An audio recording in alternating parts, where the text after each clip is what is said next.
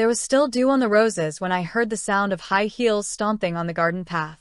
I didn't need to look up. It was already someone I knew. There is only one person who would wear high-end shoes to walk through my dad's yard, still having fun in the dirt. Okay. It was Laura's voice, which was fake and sweet. I kept cutting back my dad's white roses, which were the ones he put for my wedding. And after the wedding, my ex-husband ran off with the woman who is standing behind me now. "Hi, Mary." She walked up to him and said, "You know why I'm here?" The flower bed was covered in her shadow. "James and I both think it would be better if we had a cool talk before the will is read tomorrow." I finally got up and used my gardening apron to clean my hands. "We have nothing to talk about. This is my dad's house, his estate," Mary said, putting on a smug grin on her bright red lips. "And since John thought of James as a son for 17 years, we think we deserve a fair share." The garden shears in my hand felt heavier all of a sudden. "You mean the same James who cheated on his wife, my dad's daughter, with his secretary?" I asked. "That was a long time ago," Mary said, waving her clean fingers as if it didn't matter. "John let him off the hook. They kept playing golf together every Friday until she stopped for effect. My dad had only been dead for 3 weeks, so the pain was still fresh. And now this woman was circling around something she thought she could easily grab. My dad wouldn't have left James anything," I said, standing up straight. "He messed up a lot, but he wasn't stupid." Mary's fake smile flickered for a second. "We'll see.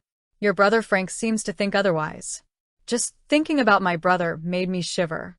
We hadn't talked since the funeral.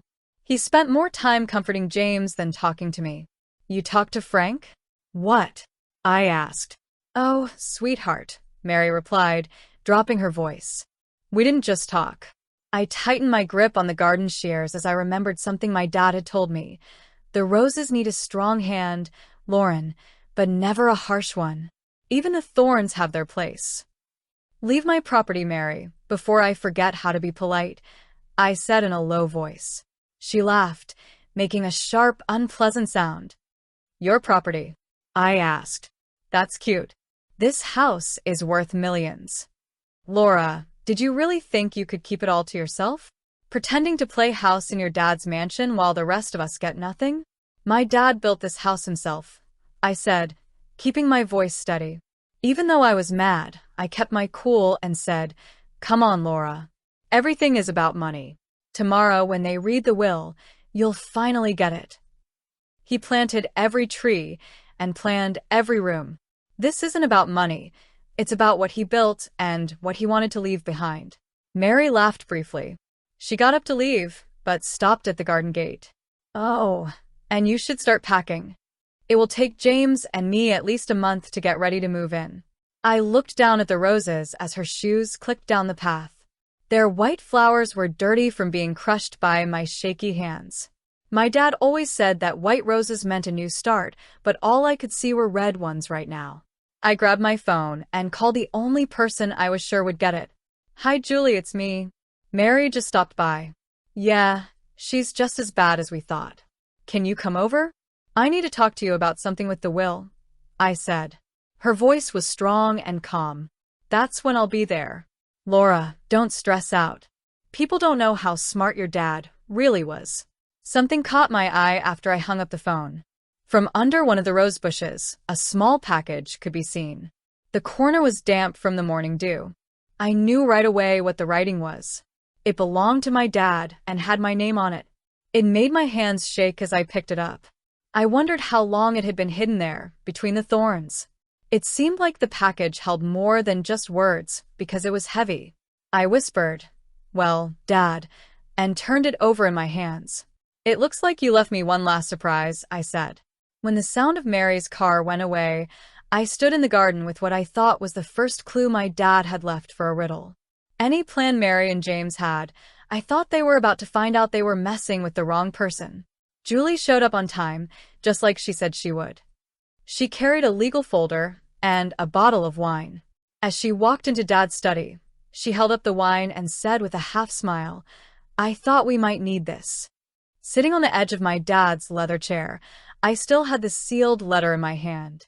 His old pipe and books could still be smelled in the room. I wasn't ready to let Mary's ideas take over. Julie put her folder down with a loud thump and asked, "You haven't opened it yet?" "I wanted to wait for you," I said softly as I turned the envelope over once more. Mary said Frank was there to help. I didn't want to go through it by myself after that. Julie filled up 2 big wine glasses. "It was very clear from your dad that some things should only be talked about at the right time." I quickly looked up. "What do you mean?" I got my glass from her. "Let me see the letter, Laura." I did it with shaky hands. I took the envelope out. There was a small key and a piece of paper inside. "How are you?" I read out loud. In my mind, I could almost hear my dad's voice. "As you read this, the land is already being sought after by someone. Based on how people act, I think it's Mary. I always thought of her as a shark. There are no hearts, only teeth." Julie laughed to herself in her wine glass. "The key I sent you can open my desk's bottom drawer.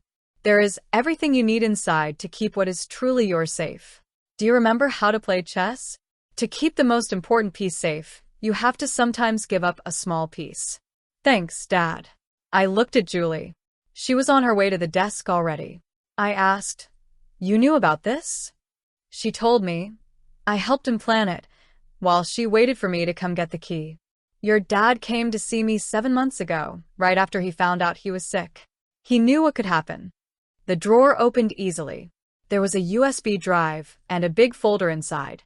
Julie said while sitting on the edge of the desk, "Before you check those, while you read, there's something you should know about tomorrow. 2 days before he died, your dad added something called a cautesil." "What is it?" I asked. "A change in the mind?" She told me. "And everything will be turned upside down." I took everything out of the box and put it on the desk. A lot of pictures came out. Mary is meeting someone in the parking lot at night. James goes into a lawyer's office that isn't Julie's. There were also emails and bank records that were printed. I said in a whisper, "My dad had them looked at." Julie said with a sharp smile, "Not just looked into. He told them to follow him." She showed the USB drive that had video of Mary trying to get money from your dad's nurse 3 days before he died. She was interested in learning more about the will. When I picked up one of the pictures, my hands were shaking. "Is that Frank?" I asked. "Getting together with Mary?" 2 weeks before my dad died. Julie said yes. "Sure, but check out the next one." In the second picture, my brother was leaving the meeting. He looked sick, mad, and ashamed. He had something in his hand that looked like a check. Julie said that he kept the check as proof and gave it to your dad right away. After that, your dad knew he had to move quickly. Mary, though, said Frank was there to help. What did I say? Julie told him, "Your brother was just pretending." They felt safe because he told them just enough, and he also helped your dad find proof of what they were doing. I sat back down in the chair, my mind busy. "Why didn't he tell me?" Julie told Mary that she needed to feel like she was in charge. After that, she took out more papers from her bag. "Mary and James will think they won when I read the will tomorrow." Julie said that the first reading will give them a big piece of the estate. What? While getting up, my wine glass fell over and red wine got on the carpet. Julie put up her hand and said, "Let me finish." That's when the codicil starts to work. "Lisa, your dad set a trap for you. As soon as they take the estate, a clause comes into play that shows all of their lies and tricks. The pictures, films, and bribes are all made public." I looked at all the proof that was spread out on the desk. It finally made sense. He made them believe they had won, so they would lie. "Right on," Julie said with a proud smile. "The rail will give you everything. Frank even has his own trust. Mary and James only get shamed for being what they are in public." "What about tomorrow?" I asked. Julie smiled as she drank her last glass of wine. "We saw them fall into their own trap tomorrow. This is the last lesson your dad will teach you about responsibilities." It felt good to touch his scrawl again as I looked at his letter again. He watched over me, led me, and helped me stand up for myself even after he died. Julie said in a soft voice, "One more thing. Frank wants to meet up with you tonight. "Before tomorrow, he says you need to know something." As the sun went down, I looked out the window in my office. I remembered my brother, Mary's smug smile in the yard, and my dad's well-thought-out plan. I told him to come. Let's have a family talk. Frank got there after dark. He didn't look at all like the sure-of-himself man who stood next to James at the funeral. It was wrinkly on him, and he had dark bags under his eyes. He stopped at the entry and held out a leather folder like a shield. I said, "You look awful," to make things better. He responded with a weak smile. "Yeah, well, it's not as fun to be a double spy as it seems in movies." I waved my hand across the room and said, "Come in." Julie had left an hour ago, but everything we had found earlier was still on the desk. He took a quick look at the pictures. "You found Dad's other plan now. Why did you not tell me what you were doing?" I asked. I didn't mean for my voice to sound so sharp. After what happened with James and how I behaved during your split, he sank into the chair. I had to make things right. I got it wrong, Lauren. I was a fool. I told him he was wrong. You were my brother. I thought you would be on my side. He said, "I know." He took out a check and opened the folder. This was a gift from Mary. I had to lie for her. Say that Dad signed the will while he wasn't thinking straight. $50,000 just to lie to you. I looked at the bill and then at my brother. "You didn't cash it, though." "No," he said in a low voice. Frank said with a shaking voice, "I gave it straight to Dad." Girl, you should have seen his face. He wasn't mad, but he was sad. He told me about his plan at that point. In the hall, an old clock struck 9. The room was very quiet, but every loud sound could be heard. "There's more," Frank said as he pulled out his phone. I recorded everything. Every meeting, every offer, every threat. Mary, she's been planning this for months, even before Dad got sick. He clicked on play. The room was full of Mary's words. "After the old man dies, we'll challenge the will. You'll be able to prove that he wasn't thinking straight, and James will have a close connection to him, so we'll get everything." I made fists with my hands and thought, this happened 3 months ago. But wait, it gets worse. He jumped ahead in the recording, and now it was James's voice. "We'll sell the house and cash out the assets. Laura can go back to her little apartment and that stupid gardening job. She didn't deserve any of this in the first place, so I whispered, 'Turn it off.'" Frank turned off the sound and pulled out one more piece of paper. "This is why I came tonight. Mary wasn't just after money, Lauren. She wanted revenge." "Revenge for what?" he asked. "For making James feel guilty for the alimony? For exposing them when you caught them together?" When I walked into my bedroom, they were there. Mary was smiling like she'd won the world as my marriage fell apart. "She was his secretary for 2 years, Frank said. She planned it all, slowly became a part of his life, and then made sure she got close to Dad and his business circle." He gave me the paper, which said, "This proves she started stealing from Dad's company 7 months before you caught them." I took the paper and scanned the page, which showed bank transfers, account numbers, and more. Dad found out. I asked Frank about it right before he was diagnosed with cancer, and he said he was putting together a case, but when the cancer came, he changed his mind. "If justice has to take a different road sometimes," he said. "The Cautezel," I whispered. Frank nodded. "Yes, Lauren, tomorrow is going to be rough." "They think they've won," Mary said. "She even hired a film crew to record the big moment when they take over the estate." I laughed to myself after everything. Frank smiled again. "Look, I know I can't fix everything that's happened over the last 2 years, but I want you to know I'm here now. No matter what happens tomorrow, I've got your back." I stood up and walked over to the window. The moonlight made the garden shine. "Remember when we were kids and Dad caught us fighting over that red toy car?" Frank joined me at the window. "Yeah, he made us wash every window in the house because he said we needed to learn how to see things clearly." I looked at my brother and said, "Frank, I get it now. I see what Dad was trying to teach us." Frank nodded at the end, showing that he understood. "Sometimes the greatest victory isn't winning, it's letting your enemies destroy themselves," I said. The grandfather clock rang again. It was 7:45. Each tick reminded me that tomorrow was coming up faster. "You should get some sleep," Frank said as he gathered the papers and photos. "Tomorrow will be a show to remember." As I watched him walk away, I put my hand on the cold, firm window glass. My dad had always loved these windows. He called them the eyes of the house because they always kept an eye on the family. Tomorrow, they would finally see justice done the way he had planned.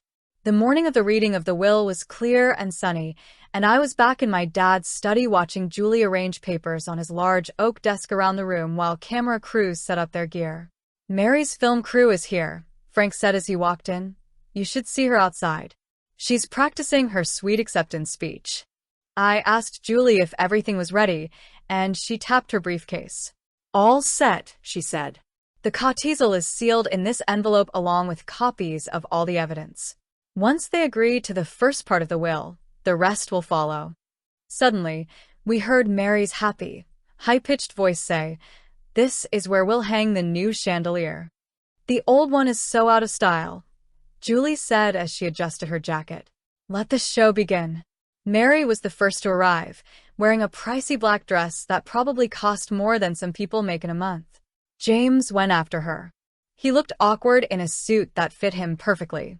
After them came the camera crew, who changed the lights and checked the angles of the cameras. "Laura," James said with a stern nod. It was the first time since the split that he had talked to me directly. Julie stood behind Dad's desk and said, "Let's start." Mary was so excited that she almost jumped out of her chair. "As John's lawyer, I will read his last will and testament along with any other documents he left behind." "We're ready." Exactly what Julie had told me. It seemed like they would win the first reading. The home, Dad's fortune, and his company's shares were going to be split. 70% to me and 30% to James and Mary. I knew it. Mary squealed and grabbed James's arm. John cared about us too much to leave us out. But Julie spoke up again, and her voice cut through Mary's happy noise. A clause was added to the will 2 days before John died. Mary's smile went away. "What is it?" James said calmly and looked tense.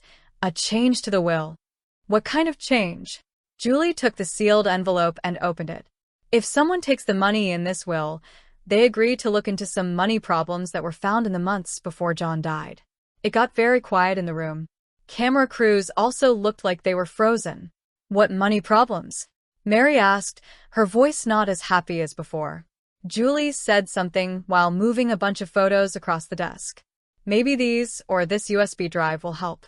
Someone tried to pay off Jay's nurse on tape, and these bank records show that money was stolen from Jeremy Industries." James chose a picture to take. His face turned white. "Where did you get everything?" Frank spoke from the corner. "Dad kept a lot of evidence. You both planned to challenge the will by lying about his mental health, and there are records of that." When Mary got up, the chair fell over faster. "Now, turn those cams off." "Oh no," I said as I took a step forward. "The cams will stay. Don't forget that you wanted this moment to be recorded." She yelled, "You can't do this." "James, don't let them do that." However, James was still looking at the picture of him bringing secret documents into the office of a competitor. "The codicil is very clear," Julie said in a nice voice. "If you try to accept any part of the inheritance, this evidence will be sent to the authorities. The decision is yours." "Decision?" Mary was angry. "What choice?" "You've locked us up," she asked. "No," I replied. "You tied yourselves down. Every lie, plan, and attempt to take something that wasn't yours got you here. This is your fault." "This is your fault," she yelled at Frank. "You were supposed to help us." Frank shrugged. "I did help, but not you." "James," she begged, "say something." But James was already standing there, shaking his hands and trying to straighten his tie. "It's over, Mary." "We lost," she screamed. "The hell it is," she yelled. "I won't let that girl win. She's nothing." Everyone stopped moving when Julie played a video of Dad's face on one of the screens. He looked tired but strong, and it had been recorded just days before he died. "And if you're watching this," he said, "then you've shown your true colors just like I expected." "I knew you would," Dad's voice said in the video. "It's not good to learn from greed, but real-life lessons are always better." As Mary walked slowly back toward the door, black makeup streaks ran down her face. "This isn't over," she growled. "Well," Julie said quietly, "actually. A police officer waits in the front hallway and says, 'It is.'" They want to talk to you about the stolen money. I think you should cooperate. It might help them decide how to punish you." As the police took Mary and James away, the cameras were still recording, and I could feel my dad's presence all over the room. He had everything worked out not only to keep his name and business safe, but also to teach one last lesson about being fair, patient, and telling the truth. Frank said into the quiet room, "Well, I guess the cameras did catch their big moment, but Mary wasn't happy with the one they got. Because of this, Mary got the recognition she wanted from the media, which was a bad thing." By that evening, news vans were stopped outside, and reporters kept calling my phone. Frank turned up Dad's old TV in the study and said, "You need to see this." The arrest of Mary was shown on all of the TV channels. When the cops led her into a squad car, her tear-stained face looked even worse with her fancy dress. The reporter said that the study into Jeremy Industries has found many cases of fraud.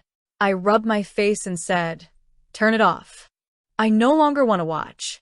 Then Julie walked in quickly with her phone raised and a big smile on her face.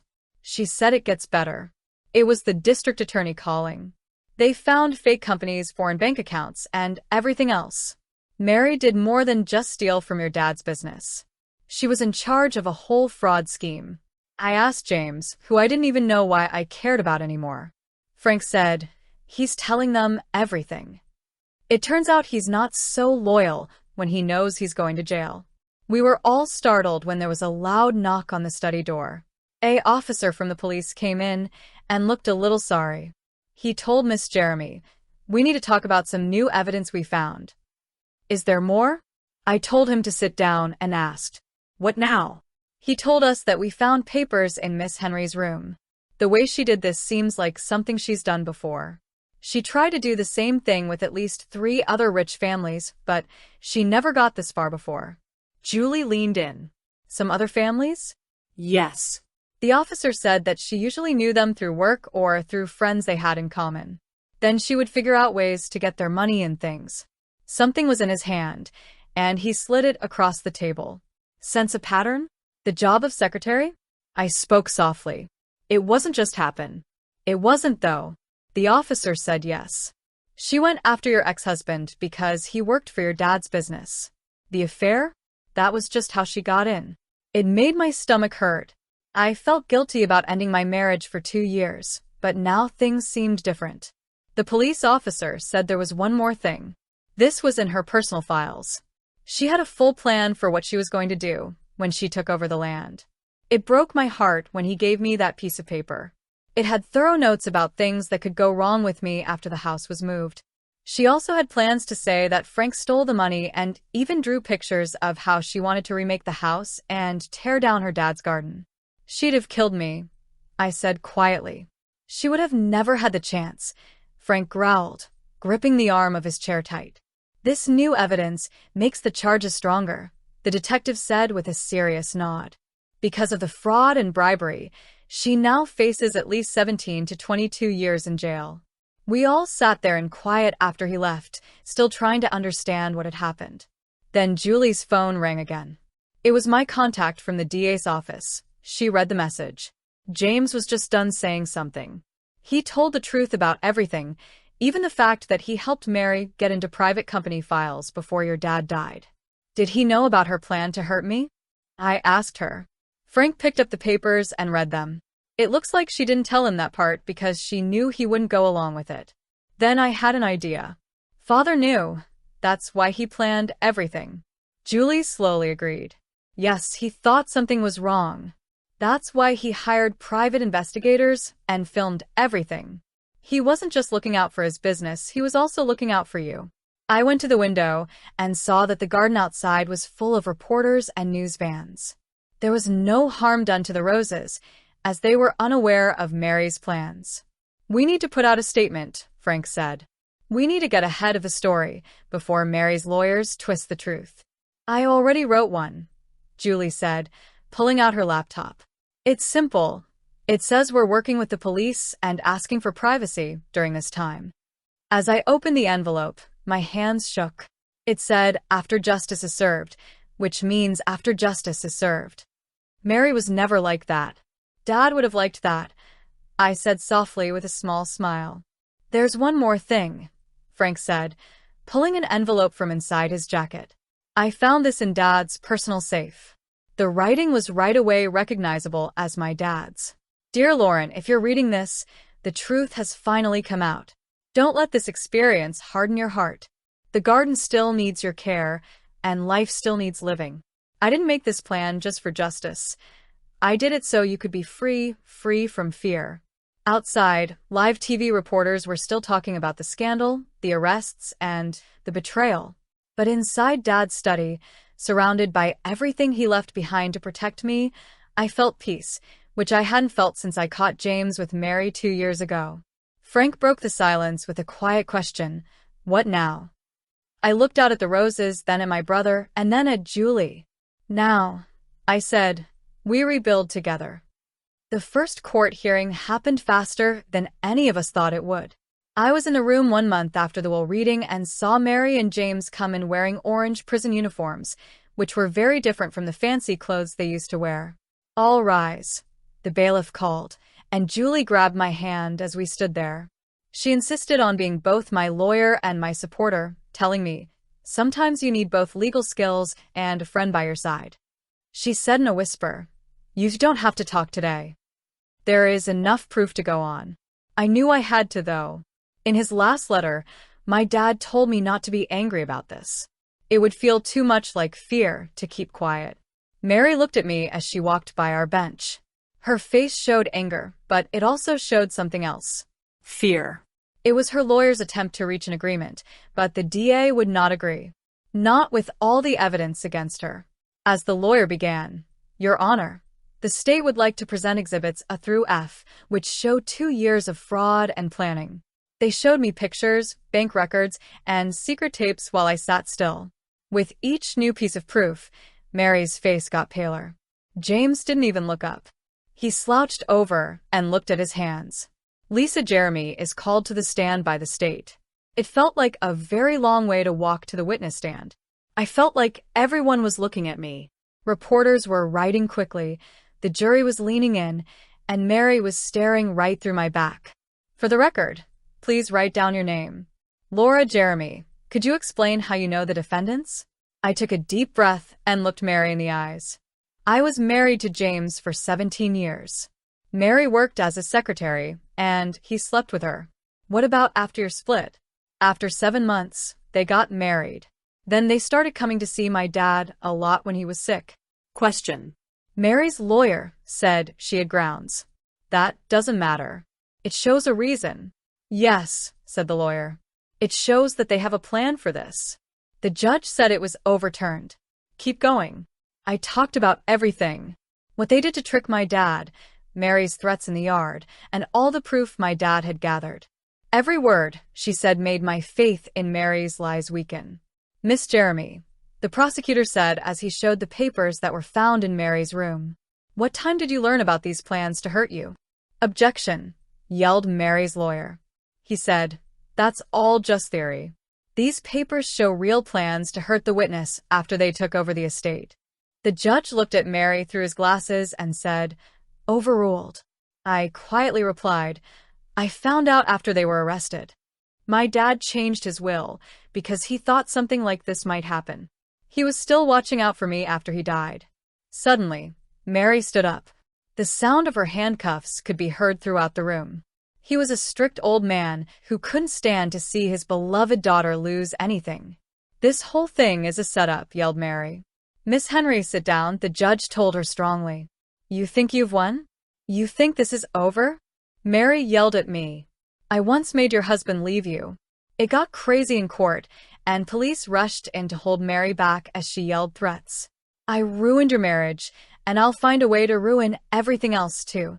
Order, the judge yelled, slamming his gavel down like thunder. Remove the defendant. As they dragged Mary out of the courtroom, she was still yelling.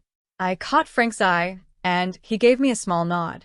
Everything she had just said had been recorded in court, so the jury would have no reason to feel sorry for her. Although reporters were shouting questions in the hallway, Julie quickly led me past them like a pro. When we got to a quiet room, she took a deep breath and said, well, That outburst sealed her fate. Did you see James' face? Frank said as he came in and shut the door behind him. When I sat down in a chair, I was so tired that I couldn't think straight. Dad knew how she'd act when she was sucked in. People like her can't handle losing control, Julie said as she looked at her phone. The DA just texted me. They're moving forward with more charges because of what she said in court. I asked Julie how much time she has left and she said 36, 40 years at least.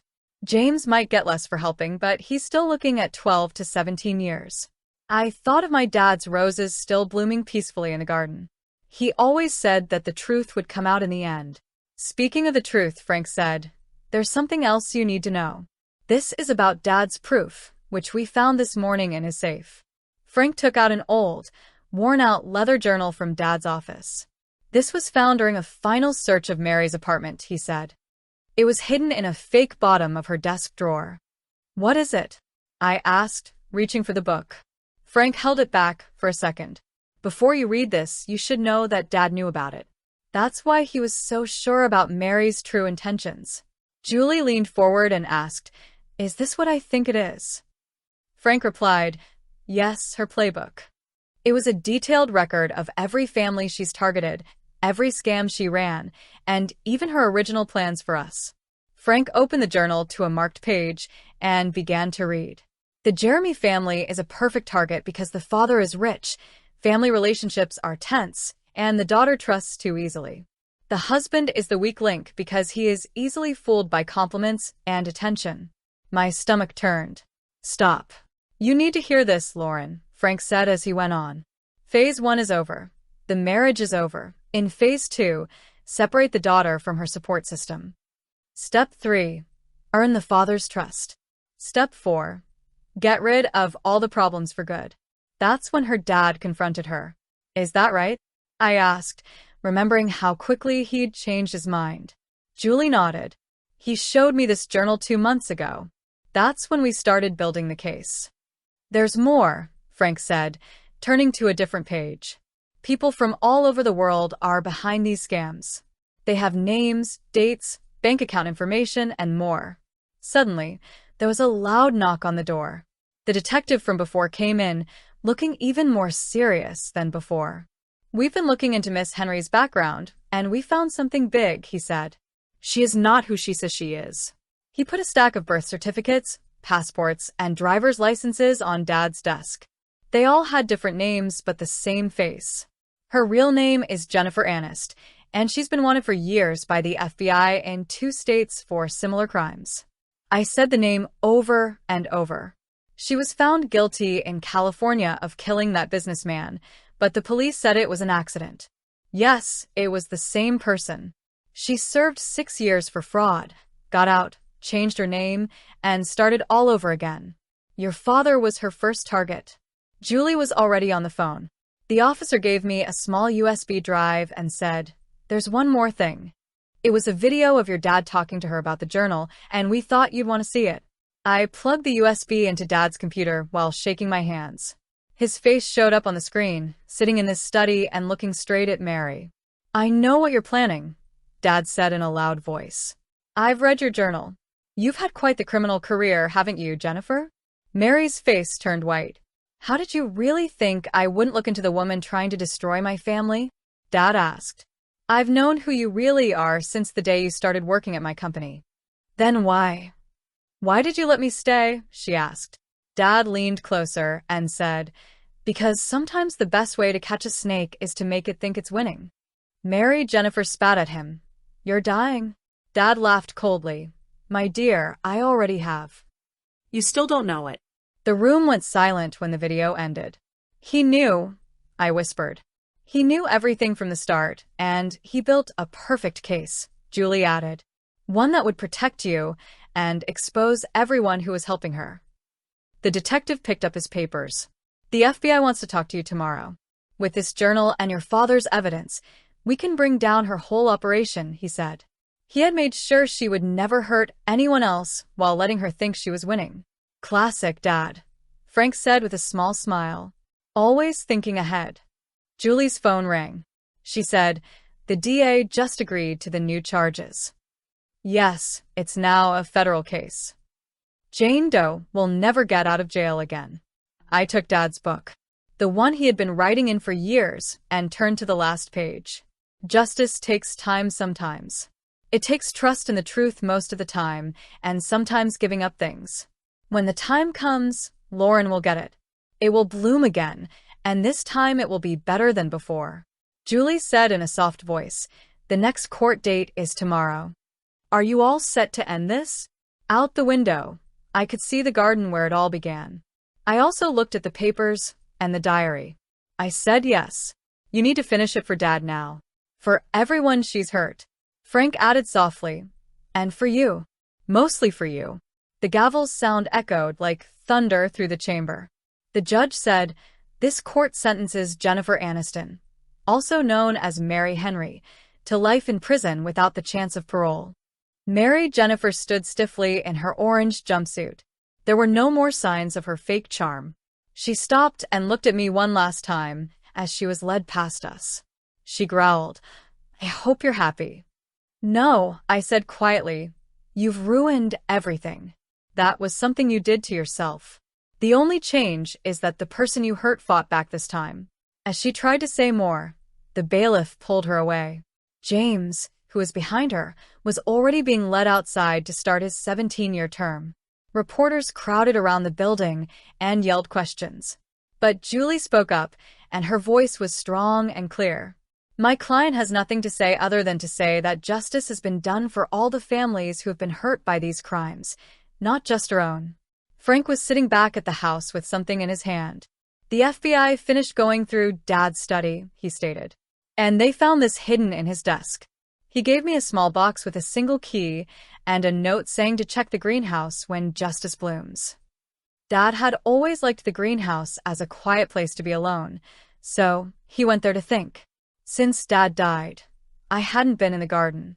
Julie asked in a soft voice, "Do you want us to come with you?" I turned my head away. I need to do this by myself. The key fit straight into the lock. There was a sweet smell of flowers in the air inside because it was warm. The orchids my dad had were still living, pretty, and well taken care of. I think Frank had been taking care of them for a while now. Dad's old workbench was in the middle of the garden. A big envelope with my name on it was sitting on top of it. There was a property deed and a letter inside. "Lauren, my dear, justice has been done, and the truth is out now." Even so, I didn't just want to grow justice in this garden. This wasn't just a flower garden. I got hope. I hope you get stronger again. Hope that you'd grow even when other people tried to hide you. This envelope has a title for the empty lot next to your old flower shop. The day after I talked to Jennifer about it, I bought it. We need to take Jeremy Gardens outside of our home. Lauren, you have a talent. You make the world more beautiful. That shouldn't just work for one plant. Don't forget what I taught you. Some plants grow better when it's cold outside. You got through the cold. It's time to bloom again. Always love, Dad. In a few days, I walked back to the house while holding the letter and deed tightly. Frank and Julie were going to wait in the kitchen. "Okay," Frank asked. The paper was spread out on the counter. He bought the land next to where I used to shop. He told me to make the business bigger. Julie took out her tablet and said, "That's not all he did. 7 months ago, he set up Jeremy Gardens as a business name. He made everything work. Licenses, money, and business ideas. Everything is ready. And you're all it needs." Frank added, "Recently I've learned some gardening tips. Someone had to take care of those orchids." Suddenly, the doorbell rang. The detective walked in and smiled. "I believed you would be interested.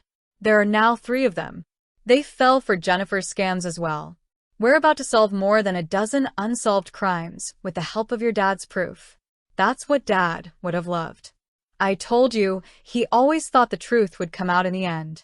Frank said, "To be honest, I found something else while I was taking care of the greenhouse after the detective left." He took out his phone and showed me a picture of a small sign that was hidden among the flowers. Frank said that he put that there right after your split. It said, "For Lauren, who taught me that the strongest flowers grow in broken places." He probably always knew you'd get back. Julie smiled and took out her legal pad. She looked at it with that familiar spark in her eyes. I began working on the business papers for Jeremy Gardens after she asked, "Should we get started?" No matter what had happened, the roses were still blooming and strong when I looked out at Dad's yard. I could see the future my dad had planned for me through the flowers. He wanted more than just justice. I was to grow, he said. He didn't just want me to stay alive. He wished for me to do well. Yes, I replied, stronger than I had been in years. Frank raised his coffee mug and said, "To Dad. Let's build something new." "To justice," Julie added, putting up her hand. As I picked up my own mug, I thought of orchids and roses as well as the truth, ends, and new starts that will bloom again. The yard looked beautiful through the window as the afternoon sun shone on it. Each flower showed that God believed something beautiful could still grow even when things were very bad. He didn't just do what was right. One flower at a time. He gave me back my future.